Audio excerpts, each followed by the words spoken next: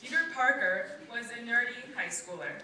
As a child, he was orphaned, bullied, and was incapable of confessing his love for Mary J. Watson.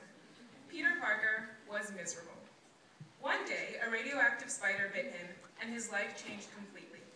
Peter became extremely strong, got perfect vision, and was able to cling to surfaces and crawl over walls while shooting webs from his wrist. Peter was given power. Now, we all know the story. Spider-Man uses his power to kill the bad guy, gets the girl, and they all live happily ever after. In a different world, during the 40th year after Exodus, in the book of Numbers, Parashat Shlach Lecha, Moses sent the Israelites from Canaan to discover new land. If it was plentiful, good, and filled with people, they were to take it. We don't all know this story, but basically, the people that occupied the good land were pretty strong, and only Cain believed they could fight them.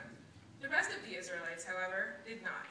They saw themselves as grasshoppers, metaphorically, next to the inhabitants of the land and were defeated. If only they had Spider-Man's power, or any superpower, then they could defeat the people who occupied the land. But the reality is that they didn't have a superpower. None of us do, at least not like Spider-Man. But did Spider-Man's power really change him, or was it something else? Think about it.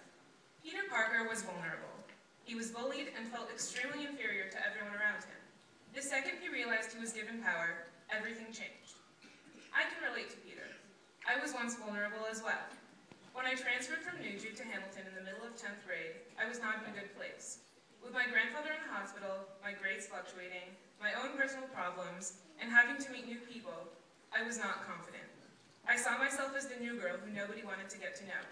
I thought that everyone already had their group of friends, and if I tried to meet new people, I would automatically fail.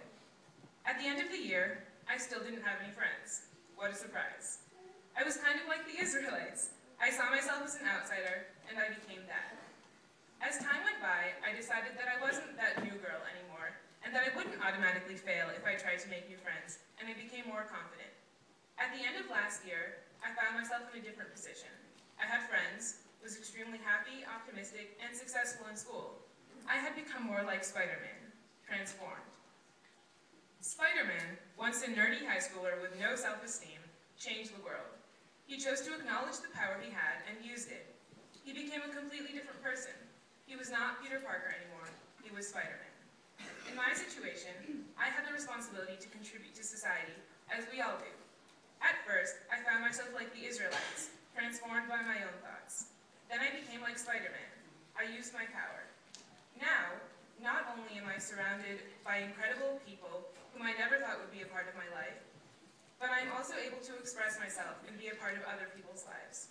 If I didn't have the power to define who I was, what responsibilities would I have? I wouldn't need to do anything aside from live life monotonously. There would be no personality in need of evolving, no future in need of pursuing. Spider-Man, the Israelites, and I are not very different. We were all given a power, the power to define who we are. But it is only when we choose to acknowledge that power that we can benefit from it. The Israelites were given the power to define themselves. However, they had no way to acknowledge it. They had defined themselves as grasshoppers, and as a result they were, metaphorically speaking. I was also given a power, and I was only able to use that power to my benefit when I chose to recognize it. We all have this power, and we too can benefit from it. We have the power to define who we are, whether it be as an athlete, a musician, a scientist, or a politician. We can make ourselves who we want to be. The power to define is great, but it's not free. It comes with duty. We all have power, and we all must use it, just like Spider-Man used his own. Because, as we all know, with great power comes great responsibility. This phrase is more than just a cliche, it has meaning to it.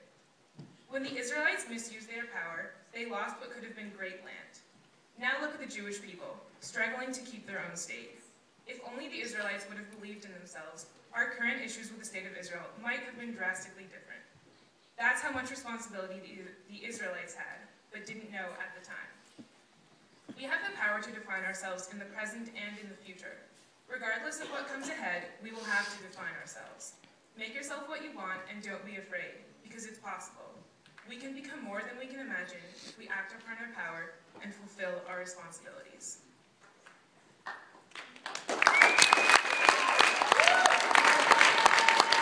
With that,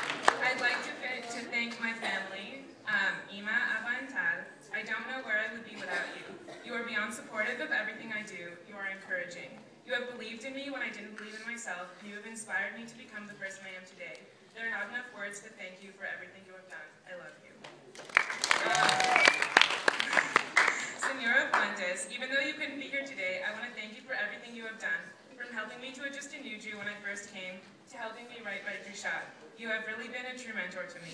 Muchas gracias. To the faculty, you have put your life and soul into your jobs, and I cannot thank you more. I am so blessed to have you all as educators who care about me and are willing to do anything to help me succeed. You have created Nuju into an incredible school. I hope I'll be lucky enough to have such amazing professors in college next year. And to the class of 2013, only a week and a half until Shabbaton, 1 month until March of the Living, 2 months until prom, and about 100 more days until we graduate. We've made it